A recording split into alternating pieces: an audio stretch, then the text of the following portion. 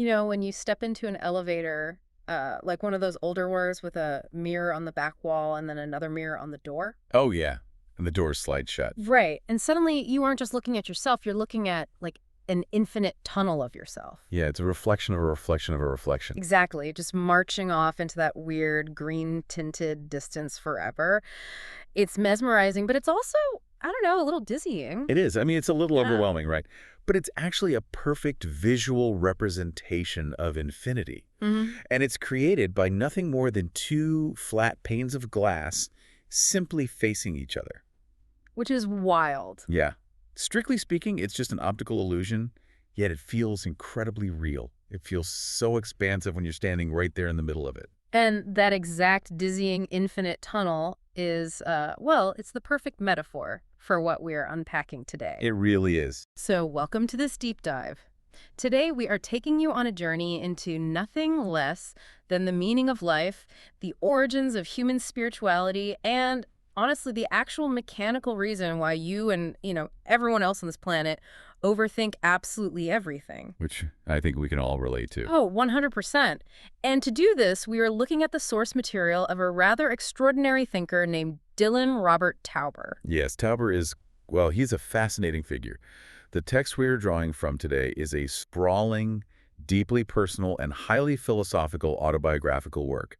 It's called Double Mirrors. And he wrote this over a pretty long stretch of time, right? Yeah, over a couple of decades, actually, mostly Yeah. between 1994 and 2013. And what's interesting is he did this entirely outside the standard academic system. Right, he wasn't sitting in some dusty university office somewhere. Tauber basically describes himself as a wired hermit. A wired hermit, yeah, I love that term. It's great. He was an early digital nomad. He developed these theories while literally wandering the globe. I mean, we're talking about a journey that starts in an ultra-Orthodox yeshiva in Milwaukee, Right. moves to the halls of Columbia University, then he travels to Jerusalem around the turn of the millennium, and even stretches to remote islands in the South Pacific. Yeah, he was just out there with a laptop, searching for dolphins, seeking peace, and basically trying to decode the human soul. Which is what makes his work so engaging. It blends this intensely personal struggle for meaning with, like, the massive cosmic architecture of the universe. Exactly. And our mission today is to break down his core concept, which is the double mirror theory. The theory that explains the 3 a.m. overthinking. That's the one. It's a framework that uses the exact physics of that elevator we just mentioned. The physics of reflection and infinity to explain human consciousness, our concept of God, and just the exhausting nature of our own minds. Okay, so let's start small. Because to understand the entire universe and the concept of God, Tauber says we have to start with something incredibly mundane. Ridiculously simple, actually. Right, we have to start with a peanut. A peanut. Yeah, and the peanut is a brilliant starting point because it grounds a really massive philosophical idea in basic biology. Right. So, to explain the double mirror theory, Tauber asks us to imagine a chimpanzee. And this chimp represents the first mirror. Okay, the first mirror. Right, the first mirror is simply animal sense perception. The chimpanzee sees a peanut sitting on the ground. Just a physical object. Exactly. Light bounces off that physical peanut, hits the chimpanzee's retina, and sends a chemical message to its brain. Basically just raw data. Exactly. The brain interprets that signal, recognizes it as food, and prompts a biological response. The chimp reaches out, grabs the peanut, and eats it. And that's it. End of story. Yeah. That is the first mirror reflecting the physical world. Yeah. It's a literal one-to-one reflection of reality, action, reaction. Okay, so obviously humans have that exact same first mirror. We see the peanut, and our retinas do the exact same biological heavy lifting. Right. Our hardware is very similar. But wait, I mean, if we only had that first mirror, the human brain would basically just be this highly advanced, incredibly powerful computer, wouldn't it? Essentially, yes. Like, we would take in data, process it, output survival strategies. We might even be able to build skyscrapers or, I don't know, design microchips based purely on physical input. Sure, practical problem solving. But we would be completely devoid of art. Oh, completely. We would have no poetry, no metaphysics, Yeah. no spiritual yearning whatsoever. We just eat the peanut and go about our day. Exactly. And that is precisely Tauber's point. The physical processing power isn't what makes us fundamentally human. What makes us human is the second mirror. The second mirror. Right. We don't just have sensory perception. We possess self-awareness. We have the ability to remember, to step back, and to reflect on our own existence. We can analyze our sense perception from a distance. Exactly. So when a human encounters that same peanut, we don't just eat it and move on. No, we look at the peanut and we ponder why we are eating it. We Yes. start wondering, like, what the world would look like if this peanut had never existed. Or we ask ourselves if we are treating the peanut with the proper respect. We read a whole dissertation on the socioeconomic impact of the peanut. Exactly. I mean, it sounds absurd when we apply it to a peanut, but that is the exact mechanism of human consciousness. It really is. Hmm. The first mirror shows us the object. The second mirror reflects our perception of the object. Right. And because those two mirrors are facing each other in our minds, it creates a feedback loop. We are reflecting on the reflection. So is the burden of this second mirror the real difference between just biological programming and true humanity? Like, is this the literal mechanism of why we lie awake at 3 a.m. staring at the ceiling? Oh, absolutely. That self-reflection is the defining characteristic of the human soul, according to Tauber. I mean, put a monkey in front of a mirror, and it doesn't truly recognize the existential weight of its own reflection. But humans, we are constantly living between these two parallel mirrors of experience and self-reflection. And here's where it gets wild for me. Because when you place two mirrors directly facing each other, like in our elevator example earlier, you don't just get a double image. No, you don't. You get an illusion of infinity. And that illusion is the birthplace of all human spirituality. Wait, really? Yeah. Because we have these two cognitive mirrors facing each other in our minds, they generate this endless tunnel of reflection. That green-tinted hallway. Exactly. Tauber argues that this exact mechanical illusion in our cognitive structure is what births our concepts of forever, of immortality of the soul, and ultimately of God. That is heavy. He's taking the loftiest, most intangible concepts in all of human history and saying they're just the natural physics of how your brain's cognitive mirrors are aligned. Yep. He actually connects this to Plato's cave, too. He took a literature humanities class during his time at Columbia University, and that really stuck with him. Oh, Plato's cave. Okay, remind me how that works. Sure. So Plato's allegory of the cave maps perfectly onto this theory. Plato describes these prisoners chained inside a dark cave, and they're facing a blank wall. Okay. Behind them is a fire, and people are walking in front of the fire carrying objects. But the prisoners can only see the shadows of those objects cast onto the wall. Right, so for the prisoners, those shadows are absolute reality. They don't know anything else. Exactly. But then one prisoner breaks free, Yeah. walks outside the cave, and sees the actual sun, the blinding light of true reality. The sun outside the cave. So how does Tauber map his mirrors onto that? Tauber says the physical shadows on the cave wall are the first mirror. Our basic sensory perception, the physical peanut. Right. That's our basic sensory perception of the physical world. The act of stepping out of the cave into the infinite light is the activation of the second mirror. Ah, I see. It's our self-reflection transcending the physical data.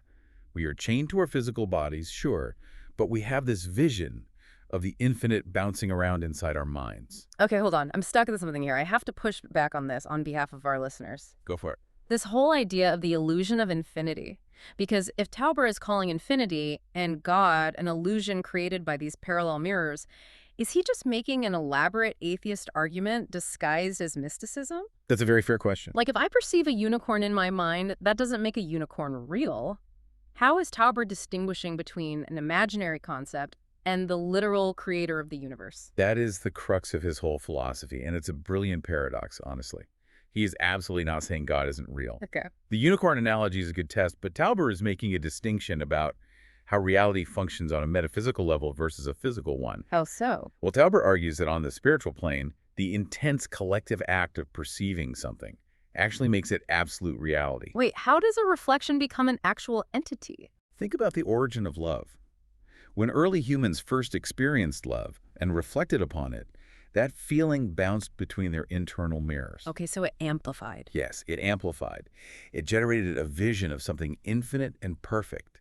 And once perceived deeply enough by enough conscious minds, that vision gains critical mass. It takes on a life of its own. Exactly. It becomes the sum of all human spiritual experiences, a massive force of love and harmony that exists independent of any single person. So you're saying the collective reflection generates a reality, like man literally creates God through the mechanism of the double mirrors. Yes, but the paradox is that, retroactively, God creates man.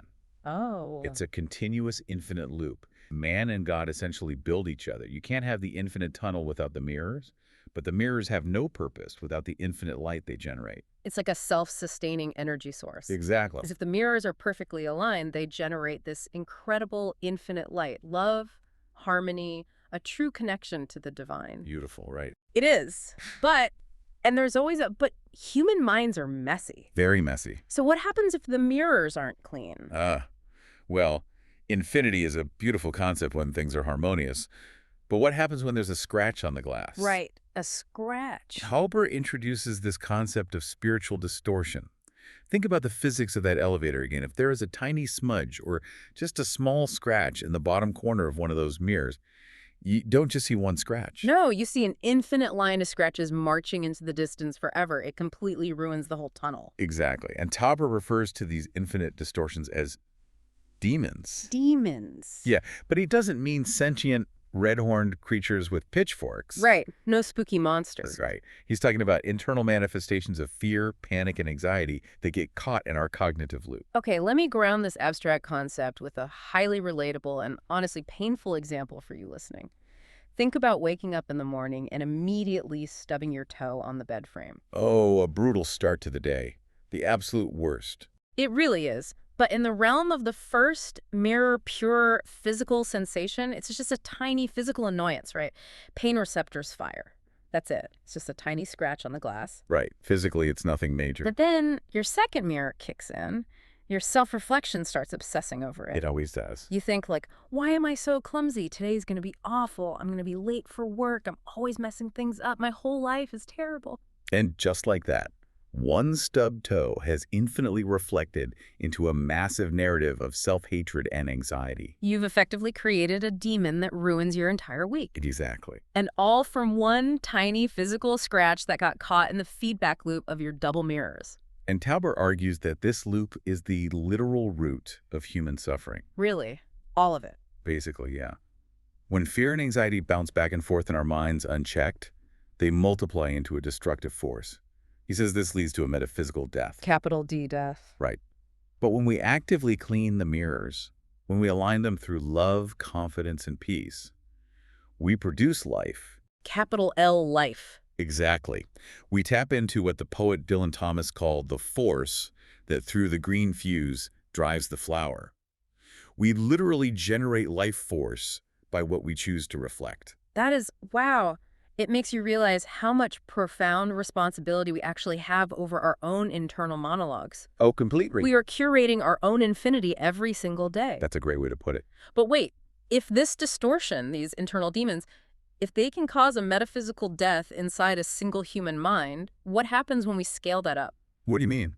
Like, if human consciousness operates on this binary of love and fear, does the universe operate on the same binary? Ah, yes. Tauber doesn't stop at the boundaries of the human skull. Of course he doesn't. In his later writings, particularly from his time isolated in Jerusalem around the year 2000, he takes this whole double mirror concept and applies it to the literal creation of the universe. Zooming way out. Way out. He developed a binary universe theory.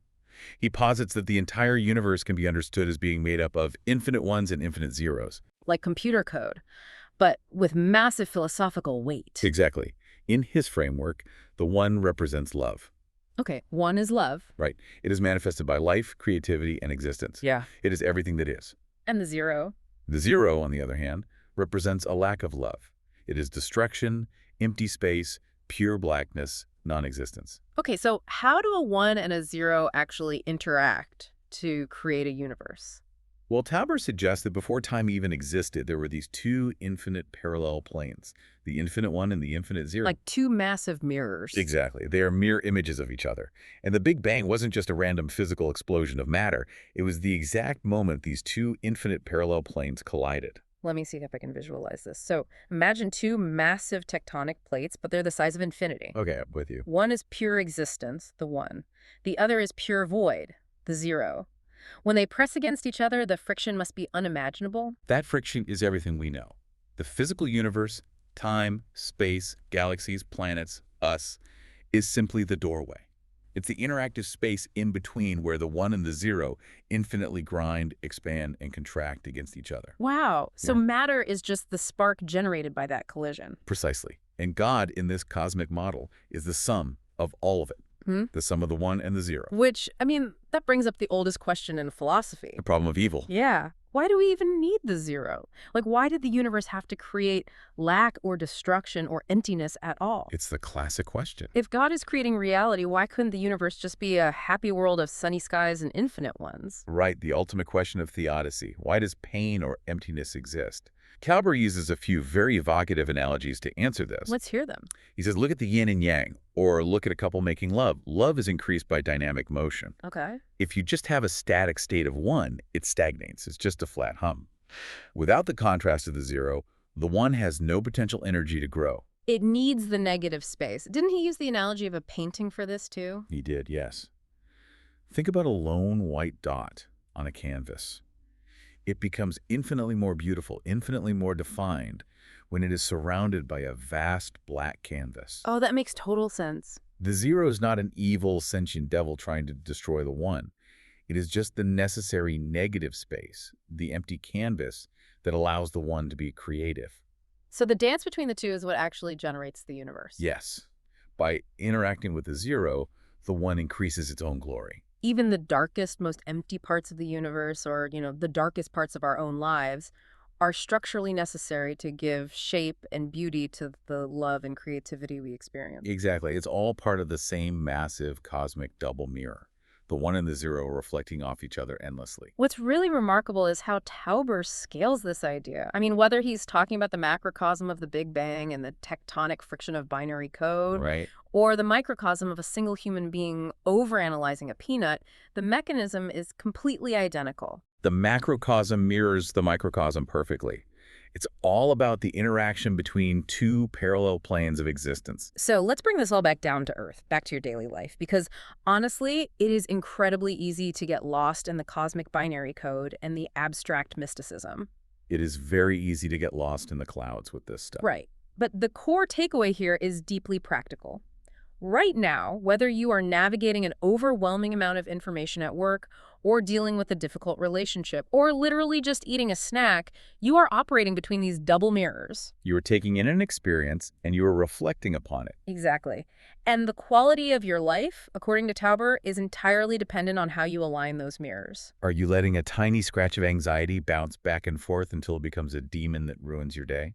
Or are you aligning your perception with love and creativity, allowing that energy to multiply into something infinite and beautiful? It's a really powerful way to visualize your own thought patterns. It is. But before we wrap up, there is one final, incredibly provocative thought that Tauber touches on late in his journals. Oh, the third mirror. Yes, because we've spent this whole time exploring the two mirrors, the first mirror of perception, the second mirror of self-reflection.